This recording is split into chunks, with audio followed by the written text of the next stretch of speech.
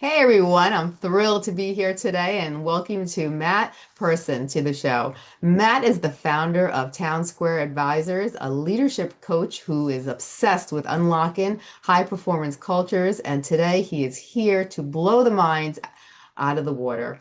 And he wants to show you why alignment is culture and how most organizations get it wildly wrong.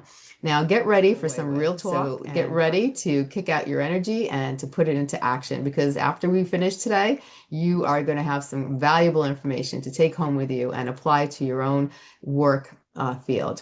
So, Matt, it is a pleasure to have you on the show. Before we dive into the big ideas that you can give us, maybe you can give us a quick snapshot about who you are and what lights you up and about your culture and leadership and, maybe share a little fun fact that most people don't know about you.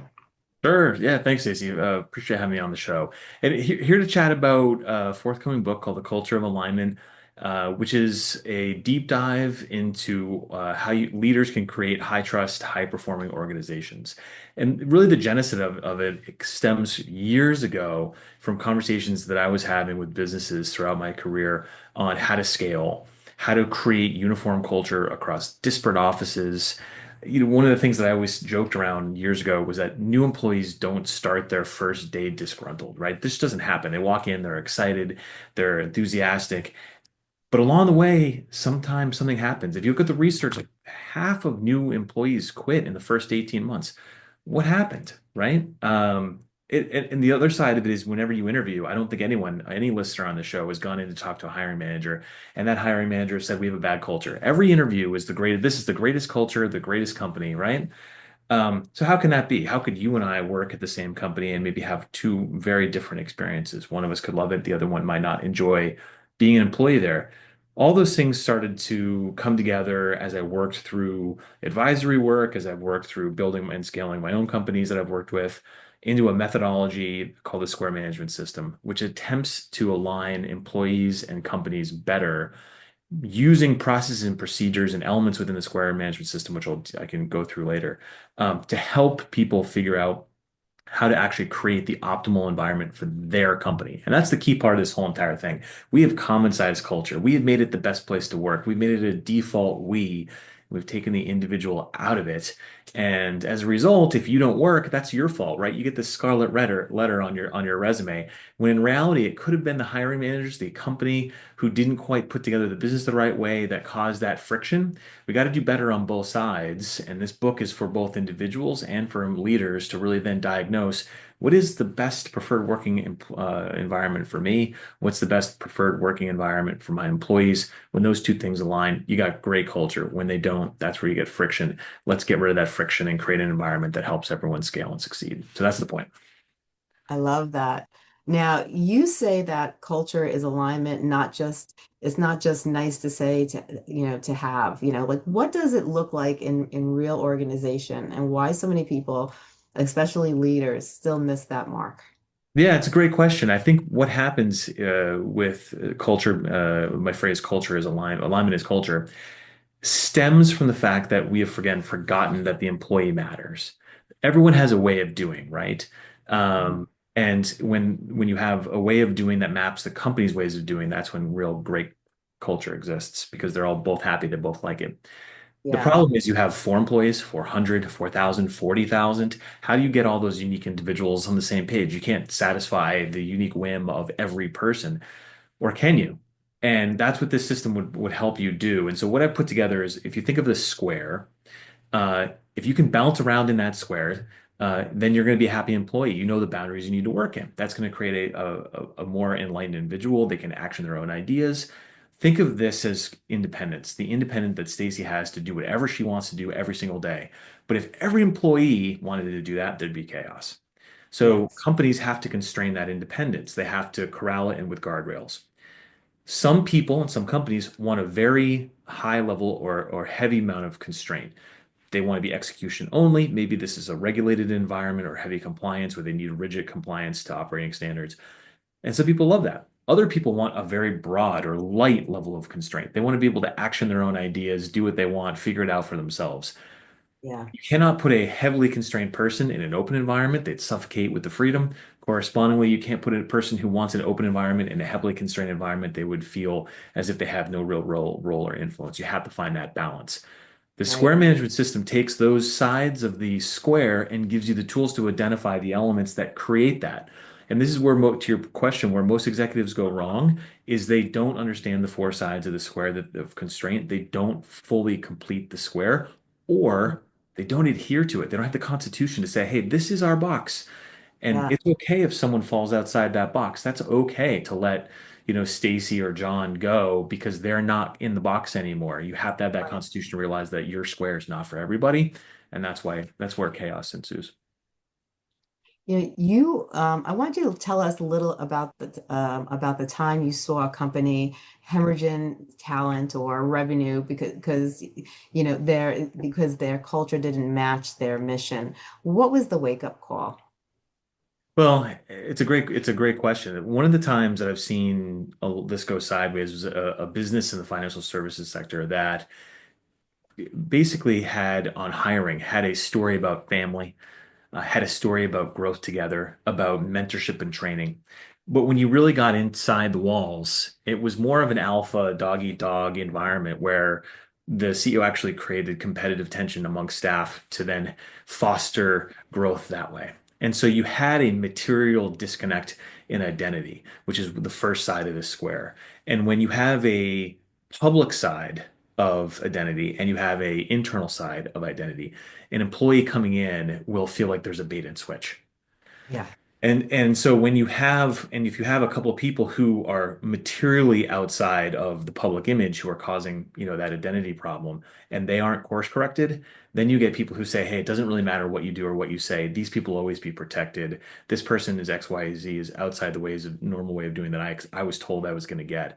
And people quit. And this company had high retention turnover in junior staff because they would come in and they would leave because they realized the environment wasn't what they thought it was. The senior Yeah. staff stayed because they were not as exposed to some of that delta, but the junior staff had a real problem. And it wasn't until enough people there was a specific moment in time I was aware of through a friend where there was an incident in the office where the CEO started to realize, hey, the story we're telling externally and what's happening inside the actual culture inside the office was so different and it caused a change. But it had to take that blow up, so to speak, that incident in order to affect it, which is unfortunate. Yeah, it is unfortunate, and it happens a lot. It unfortunately sometimes when businesses that don't realize certain things until they hit rock bottom, and sadly enough, that's when the wake up call is when things are at its worst. Instead of Yep. catching things in the beginning when it's more feasible and easier to change things and fix things around, sometimes things are avoided and they're not caught in time. And then finally, when it's realized that, hey, we do have a serious problem here, it's because they realize because it's become that serious problem. And now they're at a standstill where they don't know what to do. Exactly. And this is what this book, The Culture of Alignment, attempts. And if you actually go online at townsquare-advisors.com, you can either take a free quiz if you're like, what are my preferred working environments? How do I do well? You could take a free quiz if you're an executive and you're like, hey, what are the parameters that maybe my business would work well under? You can take the quiz there. But more importantly, if you want to dig into the 40 elements, you can actually take the survey. And the survey is going to help someone who is inquisitive figure out before the blowout happens. Yeah. What the four sides of the square are, very simple. The first side is identity, and that is who we are. So that's how you define yourself. And the key question there for executives is, do our people know what our company stands for and why it exists? The second side is instruction, how we operate. That is the clarity and consistency of expectations. That's kind of how you get instructed in the ways of doing. The third side is intercommunication. This is what everyone thinks culture is, right? It's the ping pong tables and the happy hour beers on Thursday, but it's just one side of the square. That's kind of how we interact. It's hierarchy, it's meeting cadence, it's communication tools, things like that. Key question for executives is information flowing in a way that drives clarity and trust. And then the last side is information feedback. That is how performance is measured, shared, used to evolve. Key question there, are we learning and adapting fast enough to stay competitive? There's Right. 10 elements to each side, and each element can be basically kind of put together or operationalized in a form of heavy constraint or a form of moderate or light constraint. The book or the survey online will actually help you understand what those elements are and what you would do if you wanted to pick a heavy, light, or moderate degree of constraint. So for those who've never built a company, and how do I do all this? You can learn all the elements and start to put together the pieces, but take the survey, figure out a little bit more about yourself. I can guarantee you this, you'll probably learn something different about yourself than you thought before you took the quiz or the full survey. But two, not keep this in mind. Not all sides have to be the same. In fact, I actually asked AI, what is the actual preferred square? Ironically, it didn't say all of them. It said identity moderate to give you some room to scale and grow. Instruction very heavy so that everyone knew exactly what to do, when, and where, and why. Hmm. Intercommunication, very loose, very light degree of constraint so that we could be free in communication. And information feedback was moderate so that you could actually make sure that you were following through on things, but not overanalyze. That was AI's view of what the perfect square was. But the key here is that it's your square, not any square. It's not the common sized best places to work. It's what you think is the best for your company. And the instructions there will help you kind of figure all that stuff out and how you can operationalize your business the right way. I love that. I love that a lot. Now, you coined the term constrained independence. Can you Yep. unpack that for us and explain a little bit more? Yeah, the heart of the square management system is constrained independence. That goes back to what I was telling you before. In a universe of decisions that an employee could make, they're unconstrained in full. You would have an endless amount of decisions that you as an employee could action.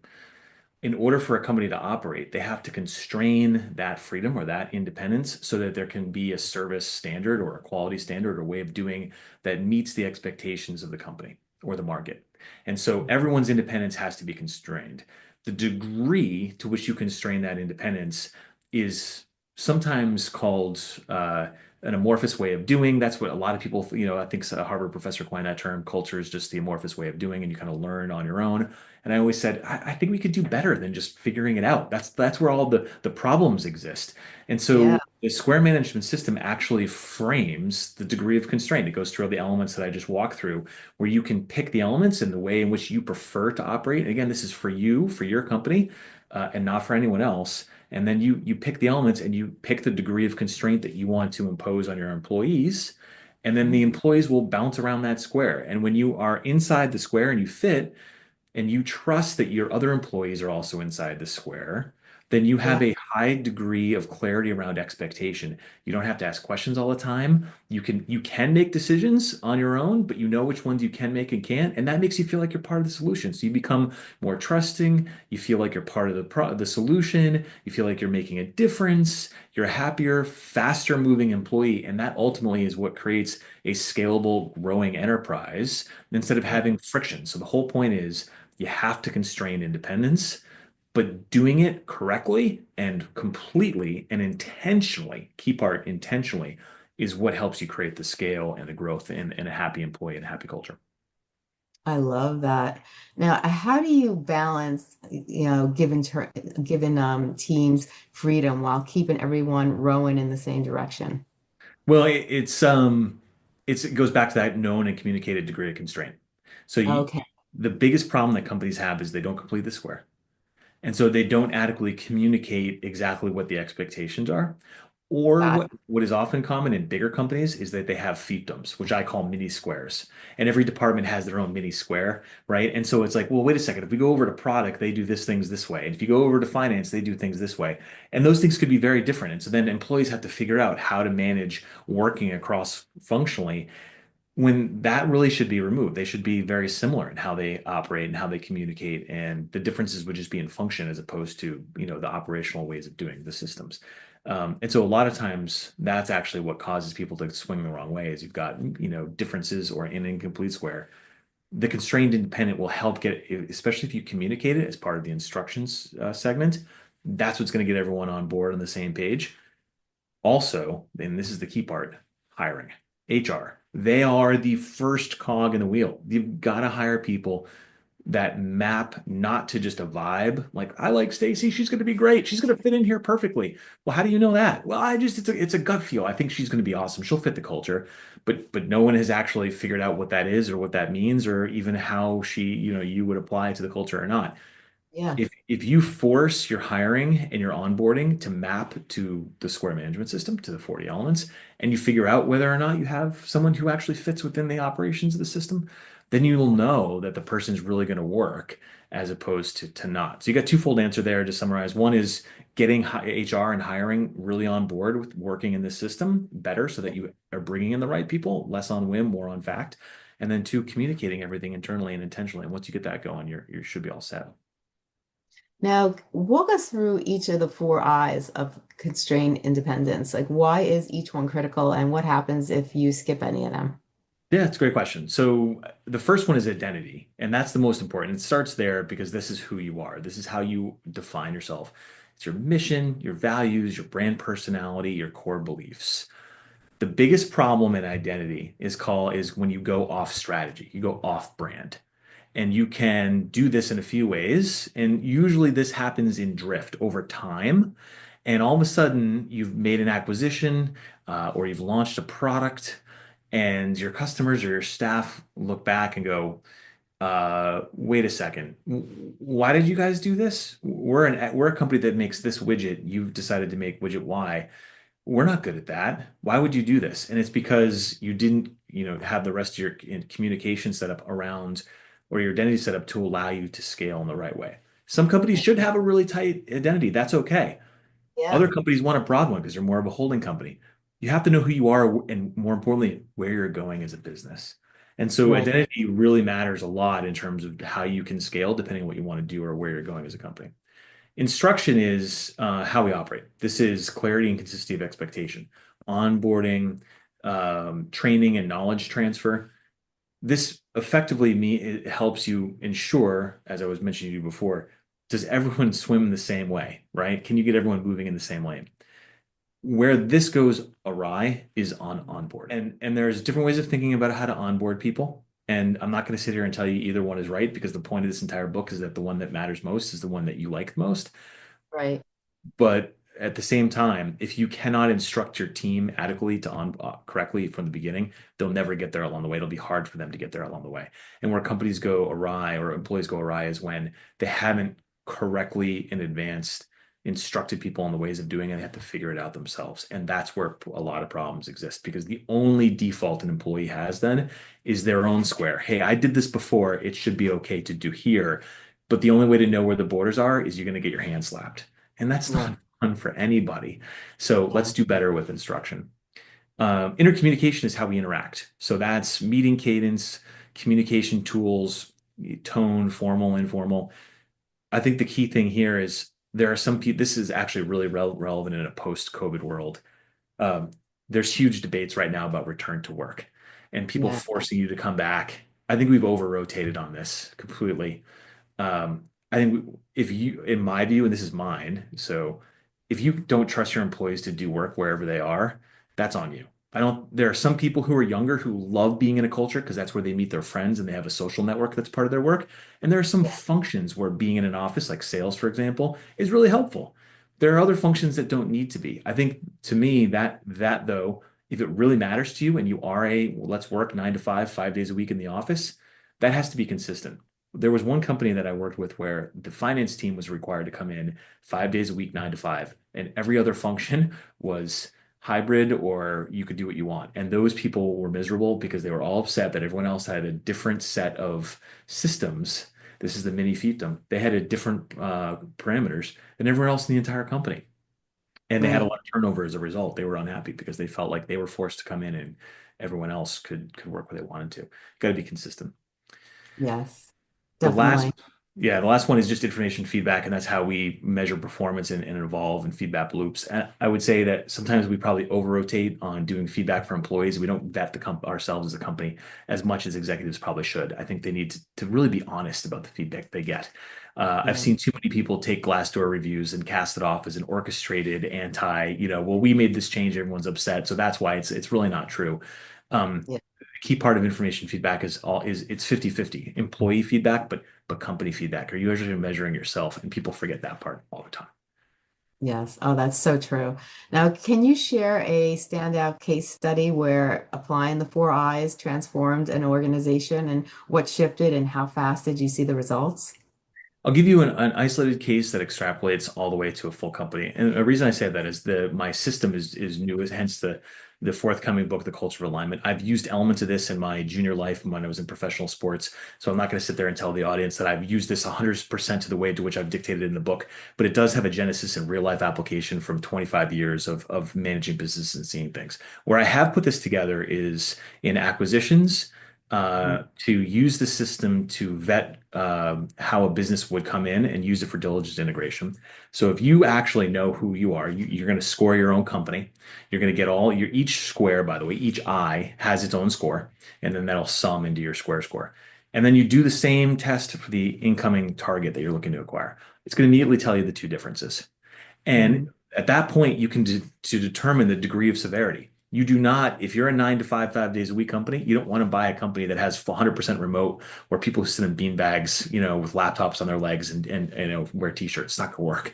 That's a really high level example, but this is where it would help you with a diligence and an integration perspective to understand their ways of doing, your ways of doing, and you can immediately then work to determine whether A, that will actually impact the outcome of the acquisition, or if you need to then remediate something in integration. There have been a few times where I've been, when I was a sell side investment banker, where we had companies who actually looked at culture to this degree, and maybe they weren't following the square management system at the time, but they were leveraging elements of this where we had people who didn't buy companies solely on the basis of how they went to work, where they went to work, things like that, because they knew that those employees weren't going to succeed in their environment. And I think Right. that's one of the most honest assessments that people made. Regardless of the strategic health of that business, regardless of the financial metrics they would pick up, they knew that the synergies, the revenue, the growth, the cost savings they might be able to get in the acquisition weren't going to be realized if the employees on both sides weren't going to work together. So that's one example of this real life application where you can actually use this to assess an acquisition. Other than a short example I can give you to close is that when it comes to processing NDAs, we had to work through our private. I've used this in current life. After you work with our private equity partners, our legal team, and our HR team, everyone had a different answer as to what mattered in this NDA, but we processed a ton of them. We didn't want to have to argue everything all the time. Imagine if every single NDA came over and I had to sit there and go and argue each one. So what did we do? We created a square. We created the mins and the maxes of the key things that we all knew that Yes. mattered to each stakeholder. We agreed on the mins and the maxes, and everyone signed off. So when an NDA came in, everyone knew what they could and couldn't agree to, and we didn't even have to talk to each other. Not that I don't like talking to colleagues, but we didn't have to. We would just process things. This came in, let's move it around, and we were a much more efficient group of people processing something as opposed to having to navigate every time.